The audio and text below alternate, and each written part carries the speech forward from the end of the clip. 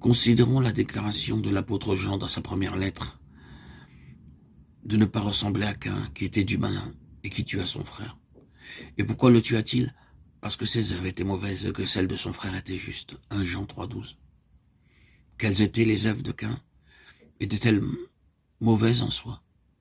Nous savons qu'il apporta à Dieu en offrande le produit de son labeur, des fruits de la terre. Et cependant, Dieu ne porta pas un regard favorable sur Caïn et son offrande. Genèse 4,5. Par elle, il pensait plaire à Dieu et cherchait à être accepté et approuvé. Le propre de l'âme est de croire qu'il y a en elle du bon qui pourrait satisfaire Dieu. L'âme est séduite et aveugle. Non, nous ne pouvons rien offrir à Dieu de cette vie qu'il puisse accepter, ni elle-même, ni ses œuvres. Elle doit être répudiée. Le Dieu de ce siècle a aveuglé l'intelligence pour qu'il ne voie pas. 2 Corinthiens 4,4. Caïn apporta le produit de la vie naturelle. Si nous comprenons ce qu'il y a en cela, nous commençons à nous approcher du cœur du problème. L'homme de l'âme, l'homme psychique, ne peut connaître les choses de l'Esprit de Dieu, car c'est par l'Esprit qu'elles sont discernées. 1 Corinthiens 2,14. Cette situation dans l'homme remonte à la chute, quand il fit son propre choix par son âme pour obtenir la connaissance sans se référer à Dieu, par l'organe de son esprit avec lequel il avait relation et communion avec Dieu. L'âme imposa son choix, violentant son esprit et l'ordre institué par Dieu.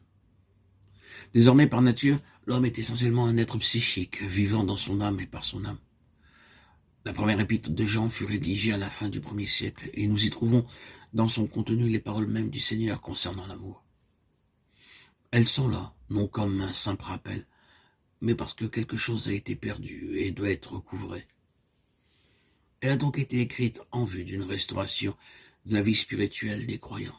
En relation avec ce qui précède concernant la vie de l'âme, Jean déclare « Nous savons que nous sommes passés de la mort à la vie, parce que nous aimons les frères.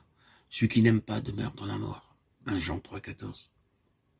Passer de la mort à la vie n'est pas dans le contexte en relation avec la nouvelle naissance, mais avec le passage de l'état psychique à celui de la vie vécue dans l'esprit. Car nous marchons alors avec Dieu dans une union céleste avec lui, dans notre esprit. Celui qui est uni au Seigneur et avec lui un seul esprit. 1 Corinthiens 6, 17. Demeurer dans la mort, c'est continuer de vivre par et pour soi-même. C'est vivre par son âme, qui a ses propres raisonnements et sa propre volonté. Il devient alors évident, lorsqu'il en est ainsi, que les services et les œuvres qui en découlent ne sauraient être agréés de Dieu. C'est la base sur laquelle se tenait Caïn. Et cette vie ne produit que des œuvres mortes, qui ne servent pas le Dieu vivant, et desquelles notre conscience doit être purifiée par le précieux sang de Christ. Hébreux 9, 14. Ainsi, le nœud de la situation est lié à cette question de l'âme et de l'esprit, du bouleversement de l'ordre divin. L'âme qui a péché a été rachetée par le sang du sacrifice de notre Seigneur. Elle est donc très précieuse à ses yeux, mais elle ne peut gouverner. Cette absence de vie, cette situation de déclin général a sa cause dans l'ingérence de l'âme, dans le domaine de l'esprit. C'est de la fornication, de l'adultère spirituel. Dans l'œuvre de Dieu, tout doit avoir son origine en Dieu seul. L'âme n'a pas à concevoir des plans, mais elle doit être transmise, soumise à l'esprit et attendre de recevoir la connaissance des pensées, des intentions de Dieu révélées dans l'esprit.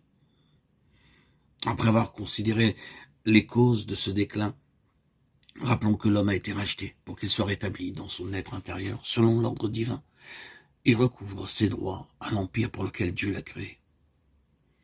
Un tel recouvrement est en relation avec un organe appelé l'esprit, qui doit être rétabli dans sa position et sa fonction perdue lors de la chute. Ainsi même, lorsque son esprit est régénéré, l'homme est impropre à servir Dieu, et cela vient heurter de front la conception de ceux qui prônent sauver pour servir. Il est vrai qu'il doit bien en être ainsi, mais n'en concluons pas trop hâtivement que naître de nouveau est en soi la condition pleine et suffisante. La chute, qui est la cause de ce désordre dans l'homme, a fait de l'âme un très sérieux obstacle au dessein de Dieu, et peut le rendre irréalisable si l'homme racheté ne devient spirituel par une œuvre intérieure profonde. Ainsi, l'homme est un être divisé en lui-même. Il n'est plus une unité, mais une maison divisée contre lui-même. selon la déclaration du Seigneur.